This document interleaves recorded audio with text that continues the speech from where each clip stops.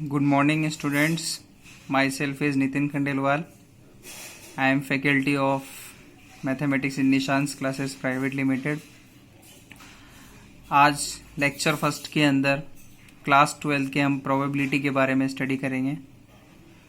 Probability में questions पे जाने से पहले इसकी कुछ इंपॉर्टेंट डेफिनेशंस हैं जिनको समझना ज़रूरी है. तो सबसे पहले उनके बारे में बात कर लेते हैं. Trial and event. An experiment is called a trial if it is result in any one of the possible outcomes and all the possible outcomes are called events. इसको एग्जाम्पल के थ्रू समझते हैं. जैसे एग्जाम्पल दिया हुआ है, tossing a fair coin is a trial and turning up head और tail are events. एक कॉइन को अगर टॉस कर रहे हैं अपन तो वो अपना ट्रायल है और उस पर हेड और टेल आना इवेंट है. इसी तरह से सेकेंड एग्जाम्पल है, throwing of a dice is a trial and occurrence of numbers are events. जैसे एक डाइस को थ्रो किया, डाइस को थ्रो करने के बाद उसमें नंबर्स 1 2 3 4 5 6 आना, ये सब क्या है? इवेंट्स हैं. इसी तरह से थर्ड एग्जांपल समझते हैं. Drawing a card from a pack of playing cards is called a trial and getting an S और क्वीन इज एन इवेंट. जैसे अपने पास प्लेइंग कार्ड्स हैं, प्लेइंग कार्ड्स में टोटल कार्ड्स कितने होते हैं? 52. उन 52 कार्ड में से कोई भी कार्ड निकालना एक ट्रायल है. अब वो जो कार्ड है वो क्वीन का भी आ सकता है, एस का भी आ सकता है, जैक भी हो सकता है. तो वो सब क्या है? इवेंट्स हैं. इसी तरह से नेक्स्ट डेफिनेशन पे आते हैं, एग्जॉस्टिव इवेंट्स. एग्जॉस्टिव इवेंट्स क्या होते हैं? Total possible outcomes of an experiment are called exhaustive events. किसी भी एक्सपेरिमेंट के जितने भी पॉसिबल आउटकम्स हैं वो सब उसके एग्जॉस्टिव इवेंट्स कहलाते हैं. जैसे एग्जाम्पल से समझते हैं, tossing a coin has 2 exhaustive cases, either tail और हेड में कम अपवर्ड. जैसे एक कॉइन को टॉस किया तो उसके 2 एग्जॉस्टिव केसेस हैं, उस पर या तो हेड भी आ सकता है और टेल भी आ सकता है. तो टोटल इसके जो एग्जॉस्टिव केसेस हैं वो कितने हैं?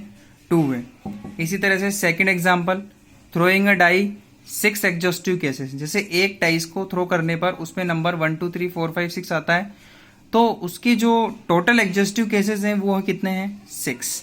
इसी तरह से थर्ड एग्जाम्पल है, जैसे प्लेइंग कार्ड्स के अंदर 52 कार्ड्स होते हैं. अब 52 कार्ड में से अपन को 3 कार्ड्स निकालने हैं. कितने कार्ड्स निकालने हैं? 3. तो उसके टोटल जो एग्जॉस्टिव केसेस बनेंगे वो कितने बनेंगे? 52C3 events. यानी कि टोटल जो एग्जॉस्टिव इवेंट्स हैं वो कितने हैं? 52C3 events. 52C3 को कॉम्बिनेशन का फॉर्मूला लगा के अपन सॉल्व कर लेंगे तो उतने अपन अपने अपने एग्जॉस्टिव इवेंट्स बनेंगे. इसके बाद आते हैं अपन फेवरेबल इवेंट्स पे. Those outcomes of a trial in which given event may happen are called a favorable cases. मतलब एक ट्रायल के अंदर जितने भी आउटकम्स होते हैं उन आउटकम में से किसी भी अपना जो इवेंट है वो हैपन हो जाए तो वो जो केस कहलाएंगे वो अपने फेवरेबल केसेस कहलाएंगे.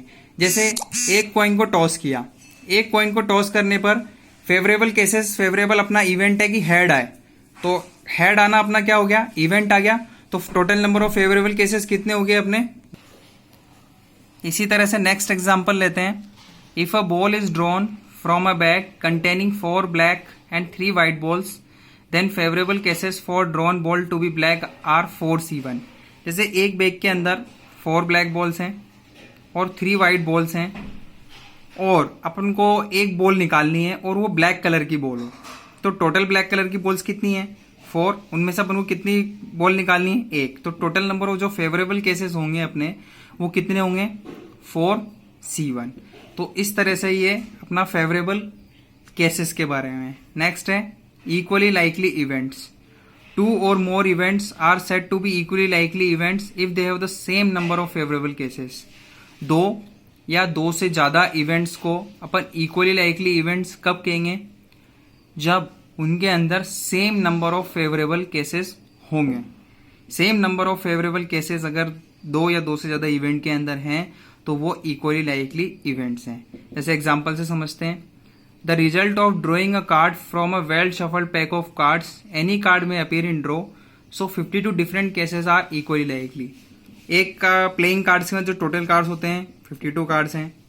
अब अपन को एक कार्ड निकालना है तो ये एक कार्ड 52 में से कोई सा भी हो सकता है.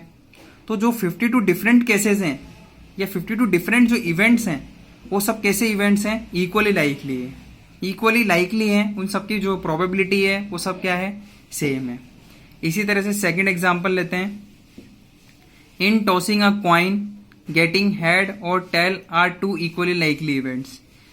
एक कॉइन को टॉस करने पर हेड और टेल दोनों आना कैसे इवेंट्स हैं, इक्वली लाइकली। दोनों की जो प्रोबेबिलिटी होगी वो कैसी होगी, सेम होगी। अब अपन बात करते हैं कि प्रोबेबिलिटी की मैथमेटिकल डेफिनेशन क्या है।